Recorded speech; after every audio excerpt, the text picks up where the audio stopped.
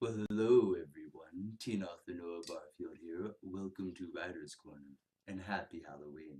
So, it's Halloween again, and I've decided to do, well, another Halloween video. You're welcome. Things have been pretty busy for me recently, actually. Working as Spirit, like every single day, assembling this wonderful costume right here. And oh, I did a book signing at Barnes& and Noble, which was pretty fantastic. Sold lots of books, and it was extraordinary. But in the spirit of Halloween, I've decided to make this video Halloween related. However, I can't do horror again because I did How to Make a Story Scary last year. So this year, it's going to be a little something different. So in this video, I will be talking about how you write the supernatural. But Noah, come on, like supernaturals and scary. That's like magic and like dimensions and stuff. Like, how is that scary? Well, granted, magic and all of that stuff is related to the supernatural and part of it. So specifically today, we'll be talking about how you can make the supernatural elements in your story quite frightening, to where all of your readers actually are going to get chills up and down their spine and probably not want to read your story again because they're so disturbed. Now, the first thing that you can do to help make the supernatural scary in your story is to make it relatable. And I know I talk about this all the time, like every single video I do, it's make this relatable, make that relatable. Well, you know what? Making things relatable is actually really important.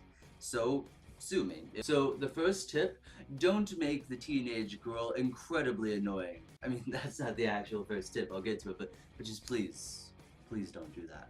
So, the actual first tip is create that feeling of being watched, or rather, create the emotions that we feel all the time that kind of wig us out, basically.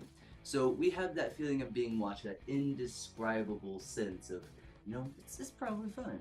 It's just this irrational thought walking through the dark whenever you're home alone, and you just have that feeling. All of those things that we dismiss as supernatural things that, it's just our sense of superstition.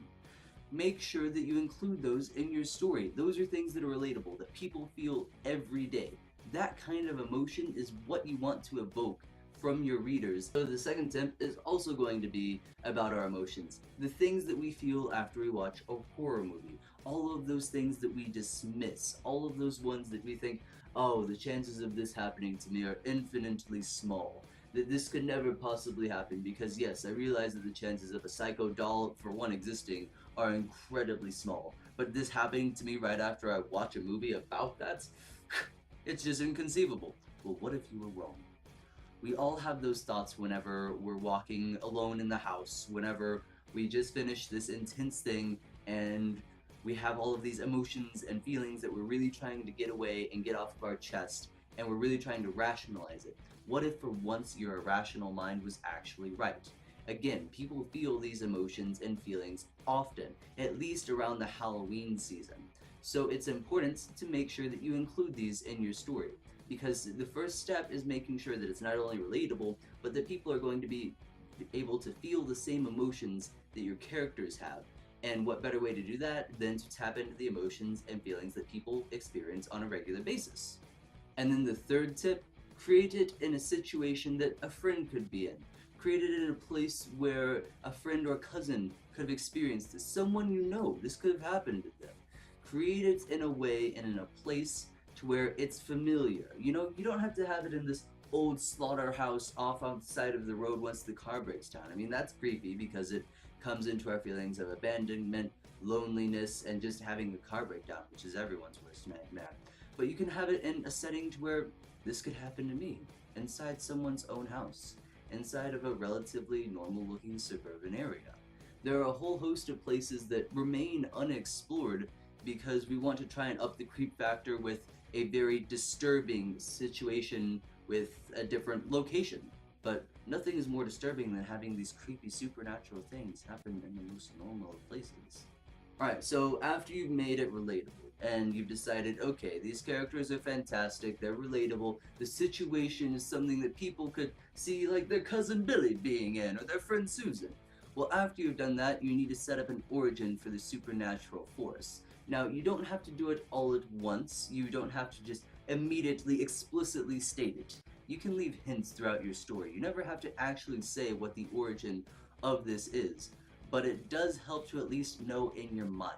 That way, if you need to put it out there in the story for it to make sense, you have it ready. And another great thing to keep in mind about making sure that you have an origin set up for your supernatural force is have it relate to a character or characters or location in your story. Yes, it's cliche, but it works because it not only relates it back to the character, but it's a nice way of tying everything together so that way you don't have to spend so much time trying to make sure all of the pieces fit. For instance, if you have a person who, I don't know, maybe their favorite doll was broken whenever their mother accidentally kicked it off the table whenever she committed suicide by hanging.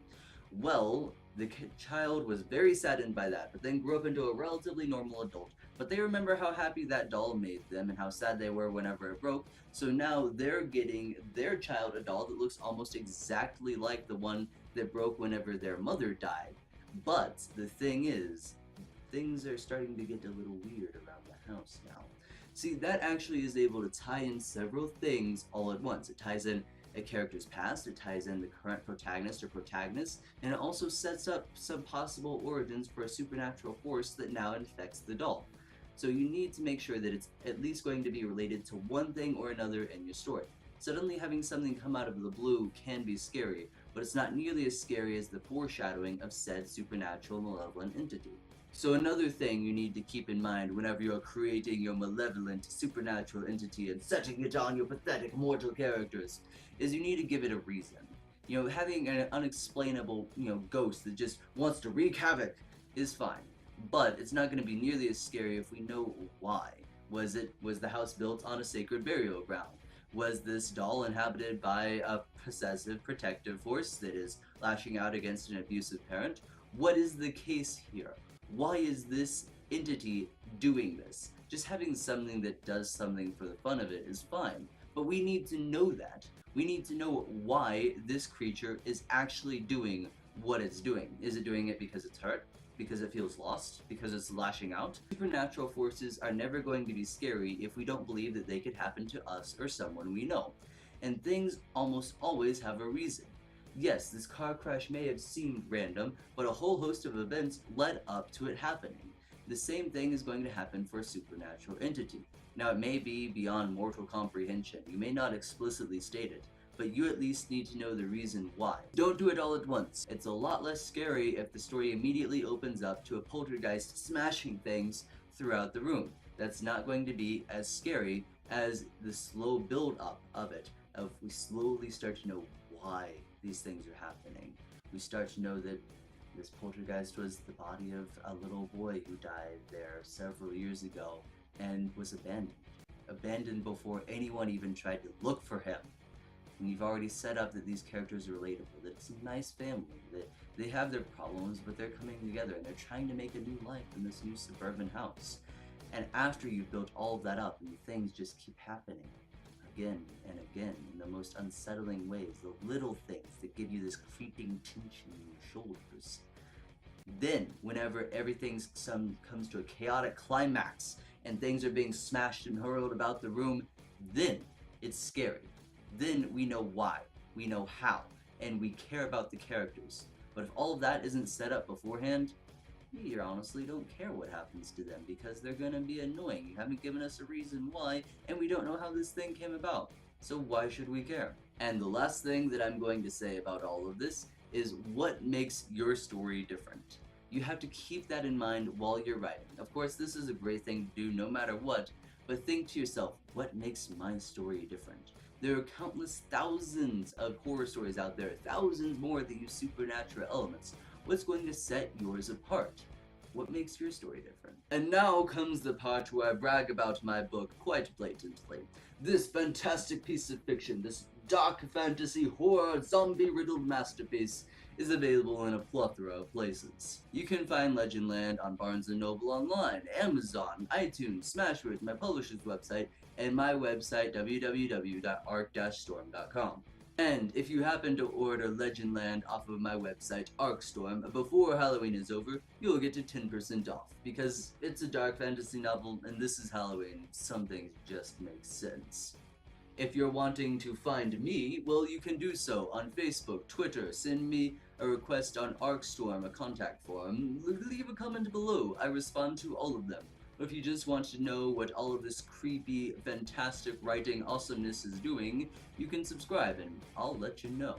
Thank you for watching. I hope this has been helpful and disturbing on multiple levels, and that you liked my costume, and that you continue to enjoy.